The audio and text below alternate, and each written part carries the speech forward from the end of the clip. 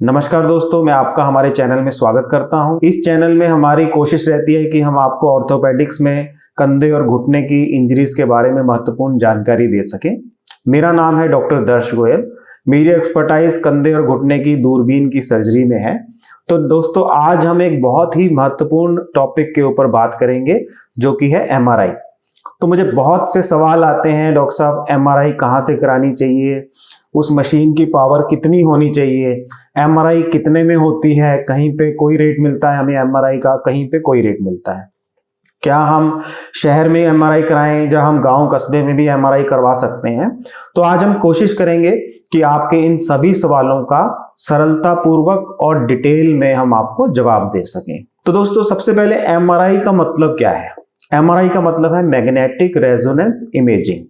ये एक बहुत ही एडवांस्ड टेक्निक है और 21वीं शताब्दी में इस टेक्निक से बहुत से पेशेंट्स को बहुत फायदा पहुंचा है, क्योंकि जो बीमारियां पहले हम नहीं पकड़ पाते थे, एमआरआई की मदद से हम बहुत एक्यूरेटली उन प्रॉब्लम्स को जान पाते हैं और उनका उपचार कर पाते हैं। तो एमआरआई से रिलेटेड बहुत सी कंफ्यूजन और भ्रांतियां लोगों के मन में रहती हैं। तो सबसे पहले तो ये कि नॉर्मली अगर हम कोई एक्सरे भी कराते हैं तो हमें उसमें रेडिएशन होती है, मतलब रेडिएशन एक जो किरणें हैं वो हमारे शरीर पे पड़ती हैं, तभी हमारी एक इमेज क्रिएट होती है।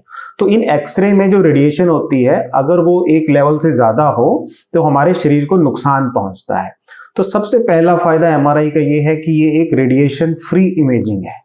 तो इसके अंदर हमारे शरीर के ऊपर रेडिएशन का कोई खतरा नहीं है। तो दोस्तों, दूसरा सवाल आता है कि ये 500 रुपए से लेके 50 रुपए से लेके 10,000 तक इसकी चार्ज रहती है, तो कितना इसका रेट जो है वो आवश्यक होना चाहिए।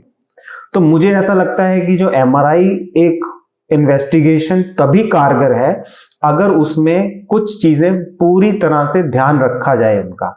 तो जैसे कि अगर एक हम एमआरआई कराते हैं तो उसमें आपकी मशीन जो है वो एक बहुत बड़ा रोल प्ले करती है। तो जो मशीन्स होती हैं वो 0.5 टेस्ला, 1.5 टेस्ला, 1 टेस्ला, 3 टेस्ला तक हमें देखने को मिलती हैं। तो उनका हमारे दर्शकों का ये भी एक सवाल रहता है कि हम कितनी पावर की मशीन पे अपनी एमआरआई करवाएं। तो देखिए, अगर हम इनको ब्रॉडली क्लासिफाई करें तो मोटा मोटी तौर पे इनको हम दो तरह से बांट सकते हैं। एक वो मशीनें जिनकी पावर 1 टेस्ला से कम है और एक मशीनें जिनकी पावर 1.5 टेस्ला से ज्यादा है। तो अगर हम इनको मोटा मोटी तौर पे दो हिस्सों में बांट सकते हैं, एक मशीनें जिनकी पावर 1.5 से कम है और एक वो मशीनें जिनकी पावर 1.5 या 3 टेस्ला है। तो दोस्तों, ये टेस्ला क्या है। टेस्ला मतलब उस मशीन की जो एक्यूरेसी है, जो क्लैरिटी आती है हमारी एमआरआई की पिक्चर्स में, वो टेस्ला से नापी जाती है। जैसे मैं आपको एक सरल उदाहरण से समझाने की कोशिश करूं तो स्मार्टफोन हम सभी लोग इस्तेमाल करते हैं, उसमें कैमरा होता है। तो कैमरे में मेगापिक्सल रहता है। आप जानते हैं कि किसी कैमरा में 10 मेगापिक्सल है, किसी में 20 मेगापिक्सल है, किसी में 32 मेगापिक्सल भी आता है। तो जैसे जैसे पिक्सल बढ़ता है उसमें जो है फोटो की क्लैरिटी बढ़ती है। उसी तरह एमआरआई में जो टेस्ला है, एमआरआई की क्लैरिटी को दर्शाता है कि इमेज कितनी क्लियर आएगी। पर दोस्तों, सिर्फ कैमरे की क्लैरिटी जो हो वो डिसाइड नहीं करती है कि आपकी फोटोग्राफ कैसी आती है। प्रॉपर फोटोग्राफर की स्किल पे भी डिपेंड करता है कि फोटोग्राफ हमारी फाइनली कैसी आई है। उसी तरह एमआरआई के अंदर भी जो हमारा फाइनल रिजल्ट आता है वो बहुत सी चीजों पे डिपेंड करता है। ज्यादातर केसेस में सबसे पहले मशीन और दूसरा जो टेक्नीशियन है जो एमआरआई को कर रहे हैं उनकी ट्रेनिंग पे, और थर्ड नंबर पे जो रेडियोलॉजिस्ट हैं, डॉक्टर हैं, जो उस इमेज को इंटरप्रेट करते हैं। ये तीनों ही कारगर होने चाहिए ताकि हमें एक एक्यूरेट रिपोर्ट मिल सके। तो दोस्तों, एमआरआई का यूज कहाँ होता है। ज्यादातर केसेस में एमआरआई जो है वो सॉफ्ट टिश्यूज को इमेजिंग करते हैं। सॉफ्ट टिश्यू का मतलब है जो मांस है, लिगामेंट्स हैं, ब्रेन है, इनके लिए एमआरआई का बहुत ही ज्यादा उपयोग है। जो हड्डियां हैं उनके लिए मोस्टली सीटी स्कैन जो है वो ज्यादा कारगर है। तो एमआरआई के अंदर हमें लिगामेंट इंजरीज और रीढ़ की हड्डी की एमआरआई आपने बहुत कॉमनली सुनी होगी, जिसमें कि हम डिस्क जो है, जो हमारी रीढ़ की हड्डी में डिस्क होती है, जब वो नस पे दबाव डालती है तो वो हम देख पाते हैं कि कौन से नंबर की डिस्क में दबाव आ रहा है। तो जैसे कि हमने बात करी मशीन की, तो जो मशीन है वो ज्यादातर मेरी ये सुझाव रहती है कि 1.5 या 3 टेस्ला होनी चाहिए। अब इसमें भी बहुत कंफ्यूजन है कि 1.5 कराएं या 3 टेस्ला कराएं। तो ज्यादातर केसेस में 1.5 टेस्ला की जो मशीन है वो पर्याप्त है, उसमें हम सभी जरूरी जानकारी देख पाते हैं। लेकिन अगर 3 टेस्ला की मशीन आपके आसपास सरलता से अवेलेबल है तो उस मशीन पे भी आप एमआरआई करवा सकते हैं। दोस्तों ये देखा गया है कि ज्यादातर जो मशीनें 0.5 टेस्ला, 0.75 टेस्ला या 1 टेस्ला की हैं, उनमें जो इमेजिंग आती है वो थोड़ी धुंधली रहती है।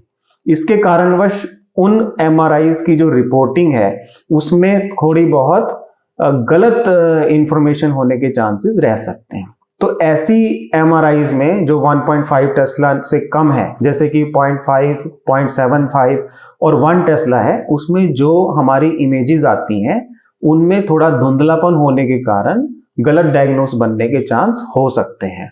तो आजकल की टेक्नोलॉजी के हिसाब से 1.5 टेस्ला और 3 टेस्ला मैं रिकमेंड करता हूं अपने पेशेंट्स को कि वो ये एमआरआई कराएं, ताकि उनकी जो प्रॉब्लम है उनको हम सटीक तरीके से समझ पाएं। तो दोस्तों दूसरे नंबर पे जो आता है वो है टेक्नीशियन की ट्रेनिंग। इसको मैं इस तरह समझाऊंगा कि जैसे कि अगर आपकी 3 टेस्ला भी एमआरआई है, लेकिन अगर टेक्नीशियन की ट्रेनिंग अच्छी नहीं है तो जरूरी नहीं है कि हमें बहुत बढ़िया रिजल्ट मिलेगा, उसमें भी एमआरआई की जो इमेजिंग है वो खराब आ सकती है। जैसे अगर कोई पेन है, अगर उस पेन से आपको लिखना है तो हो सकता है उसी पेन से एक इंसान बहुत बढ़िया तरीके से हैंडराइटिंग लिखे और दूसरे की हैंडराइटिंग बहुत अच्छी ना हो। पेन तो सेम है, उसी तरह सेम मशीन को यूज करने के टाइम जो एंगल रखना होता है, जिसपे हमें एमआरआई की इमेजेस के कट्स लेने हैं और जो ओरिएंटेशन होनी चाहिए, वो टेक्नीशियन की ट्रेनिंग और एक्सपीरियंस पे भी बहुत डिपेंड करता है। तो दोस्तों ज्यादातर हमने देखा है जो ट्रस्ट के हॉस्पिटल्स होते हैं, जो गवर्नमेंट सेटअप्स होते हैं, जहाँ पे बहुत सस्ते रेट्स पे एमआरआई कराई जाती है, वहां पे बहुत ज्यादा वर्कलोड होने के कारण वो पूरा समय नहीं दे पाते, जिसके कारण हो सकता है कि इमेजेस में थोड़ा पर धुंधलापन हो सकता है। तो अब हम बात करेंगे कि क्या ये एमआरआईज जो हैं वो हमारे लिए आवश्यक हैं। देखिए जो इंजरीज सॉफ्ट टिश्यू लिगामेंट्स से रिलेटेड हो, उनमें एमआरआई एक बहुत ही कारगर इन्वेस्टिगेशन साबित हुई है। तो एमआरआई कराने से हमें अपनी प्रॉब्लम को सटीकता से समझने में हेल्प मिलती है। तो जब भी आपको डॉक्टर बोलते हैं कि आपके घुटने में एक्सरे कराया है और उसमें कोई भी परेशानी नहीं आई है, लेकिन क्योंकि आपको लचक की परेशानी रह रही है या आपका कंधा बार बार निकलता है सॉकेट से, तो आपको एमआरआई एडवाइस की जाती है। तो दोस्तों कुछ दर्शकों का ये भी प्रश्न रहता है कि सर एमआरआई जो है वो चोट के इमीडिएटली बाद करानी चाहिए या कुछ समय रुकने के बाद करानी चाहिए। देखिए ज्यादातर हम ये रिकमेंड करते हैं कि कम से कम 1 हफ्ते का गैप होना जरूरी है, अगर कोई इमरजेंसी नहीं है तो।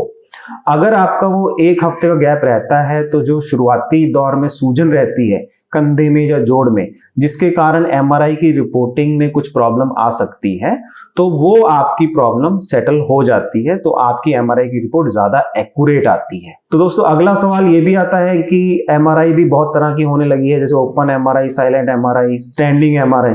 तो इसमें मैं ये कहूंगा कि जो एमआरआई का एक नॉर्मल समय है वो कम से कम 15 से 20 मिनट का है। पुरानी मशीनें जो हैं वो कम से कम आधा घंटा लेती थी पहले प्रोसेसिंग में, पर जो नई मशीन्स हैं वो 15 से 20 मिनट में हमारी इन्वेस्टिगेशन पूरी हो जाती है।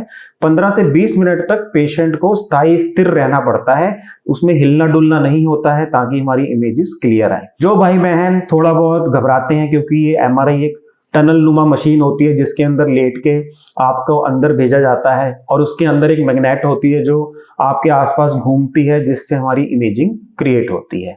तो उन लोगों के लिए जिनको घबराहट होती है, जिनको क्लोज स्पेसेस में, जिसको कि क्लॉस्ट्रोफोबिया बोला जाता है, यानी कि जो बंद स्थान होते हैं वहां पे उनको घबराहट होने लगती है, तो उनको भी घबराने की जरूरत नहीं है, क्योंकि उनके लिए आजकल स्टैंडिंग एमआरआई उपलब्ध है, या फिर हल्की सी बेहोशी देके पेशेंट को स्थिर रखा जा सकता है और बिना किसी तकलीफ के एमआरआई की जा सकती है। तो दोस्तों जो लोग थोड़ी सी ज्यादा उम्र के बुजुर्ग हैं या जो बच्चे हैं जो 20 से 25 मिनट तक स्थिर नहीं रह सकते, या जिनके शरीर में कंपन रहती है, तो उनके लिए एक अच्छे सेंटर पे जहां पे एनेस्थीसिया की अच्छी फैसिलिटी उपलब्ध है, हल्का सा एनेस्थीसिया देके एमआरआई जो है वो बहुत अच्छी तरह से कराई जा सकती है। अच्छा, अब जो आता है कि क्या हमें सीडी लेना आवश्यक है, तो मेरा ये रिकमेंडेशन रहता है कि आपके सेंटर पे अगर सीडी प्रोवाइड की जाती है तो आप उसको जरूर लें, क्योंकि कई बार एमआरआई की फिल्म में अगर बाद में खराब हो जाती हैं या कई बार आपस में चिपक जाती हैं, तो एमआरआई की फिल्म जो है वो खराब हो सकती है।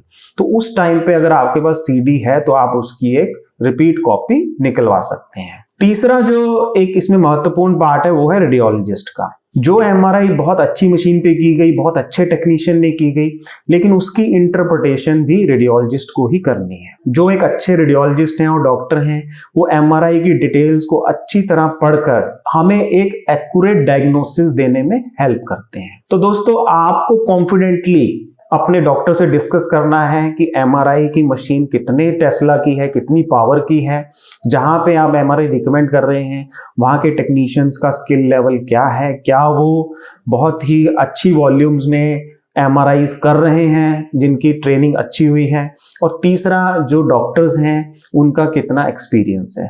तो अगर हम ये तीनों चीजों को ध्यान में रखेंगे तो हम एक अच्छी एमआरआई करवा सकते हैं। तो दोस्तों, अब आ जाते हैं एक जो बहुत ही जरूरी सवाल है कि एमआरआई का सही रेट क्या होना चाहिए। देखिए, हर शहर में मशीन के ऊपर डिपेंड करता है, टेक्नीशियन की ट्रेनिंग पे डिपेंड करता है, डॉक्टर्स पे डिपेंड करता है कि टोटल ओवरऑल एमआरआई का कॉस्ट क्या रहता है।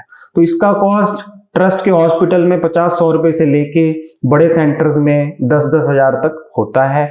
लेकिन मेरे मुताबिक दिल्ली शहर में, जो कि देश की राजधानी है, बहुत अच्छे सेंटर्स 2-2.5 हजार में 3 टेस्ला एमआरआई बहुत ही एक्यूरेट इमेजिंग के साथ प्रोवाइड करते हैं। तो हम वही मोस्टली रिकमेंड करते हैं अपने पेशेंट्स को। तो जो पेशेंट्स को जैसे घुटने में इंजरी है, जिनको एक्सरे में कुछ भी नहीं आ रहा है लेकिन उनको लचक रहती है घुटने में, उनको इंस्टेबिलिटी फील होती है, उनको लगता है कि मेरा घुटना निकल जाएगा, तब हम उनको जब एमआरआई एडवाइस करते हैं तो बहुत बार उनके वॉशर में, उनके एसीएल के अंदर इंजरी हमको मालूम चलती है, जिसके बाद उसका दूरबीन द्वारा सफलतापूर्वक इलाज किया जा सकता है। तो दोस्तों, अगर आपके और भी कोई सवाल हैं एमआरआई से रिलेटेड, आपका कोई भी प्रश्न है, तो नीचे दिए गए व्हाट्सएप नंबर पे आप हमसे संपर्क कर सकते हैं। आप हमें अपनी एमआरआई की रिपोर्ट भेज सकते हैं। सेकंड ओपिनियन लेना चाहते हैं तो आप बेझिझक होकर हमसे संपर्क कर सकते हैं। फिर भी आप हमें नीचे दिए गए कमेंट बॉक्स में भी अपना प्रश्न जो है वो लिख के भेज सकते हैं।